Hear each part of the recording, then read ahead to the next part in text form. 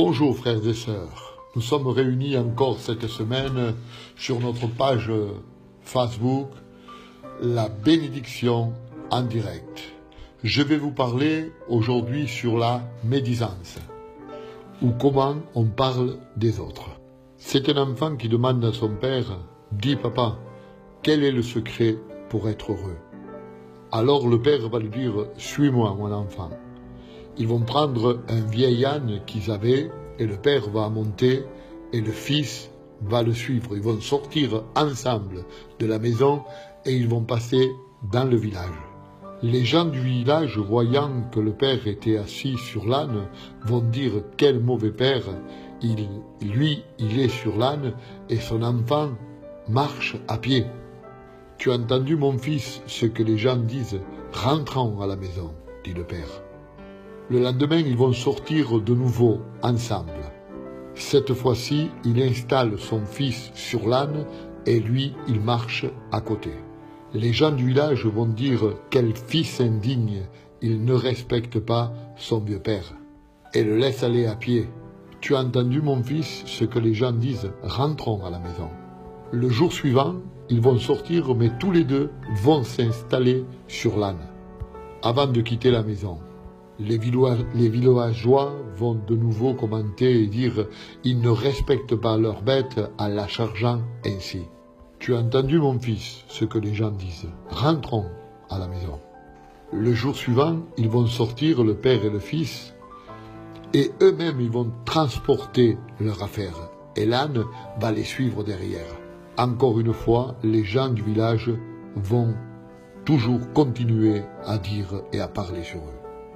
Voilà qui portent eux-mêmes leur bagage. C'est le monde à l'envers. Tu as entendu ce que les gens disent, mon fils? Rentrons à la maison.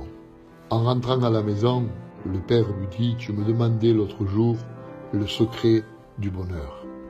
Peu importe ce que tu fais, il y aura toujours quelqu'un qui trouvera à redire. Je vous laisse méditer sur cette petite histoire. Reconnaissons que des fois, nous avons deux poids et deux mesures pour juger les autres. Prenons un exemple. Quand lui, il n'achève pas son travail, nous disons de lui qu'il est paresseux. Quand moi, je n'achève pas mon travail, je dirai de moi que je suis trop occupé, trop surchargé. Quand il parle de quelqu'un, c'est de la médisance. Quand c'est moi qui le fais, c'est de la critique constructive. Quand lui, il tient son point de vue, il maintient son point de vue, c'est un entêté. Quand c'est moi qui tiens mon point de vue, je suis en train de méditer sur ce qu'on vient de me dire.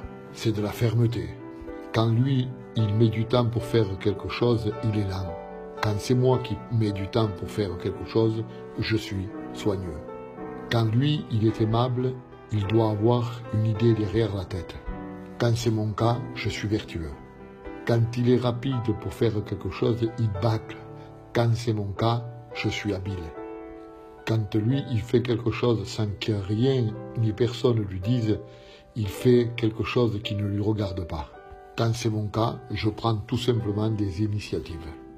Quand lui, il défend ses droits, c'est un mauvais esprit. Quand c'est moi qui défends mes droits, je montre du caractère. On pourrait continuer la liste et des exemples encore bien longtemps.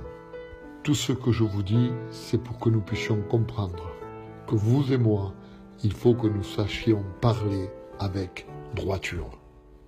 Parler avec droiture des autres. Soyons maîtres, un vigile sur notre langue, un garde à notre bouche, pour que rien de mauvais ne puisse sortir ni jaillir de notre bouche.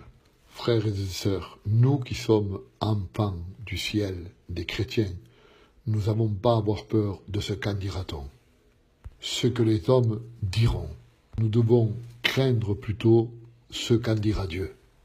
Ce que Dieu dit de ma vie et de mes propos. Là est la vraie question cet après-midi. Je crois de tout mon cœur que ce petit message que Dieu a mis sur mon cœur et dans ma vie pour le partager avec chacun d'entre vous, il va vous faire du bien. Voilà, c'est terminé et je vous dis à une prochaine fois et que Dieu vous bénisse. Amen.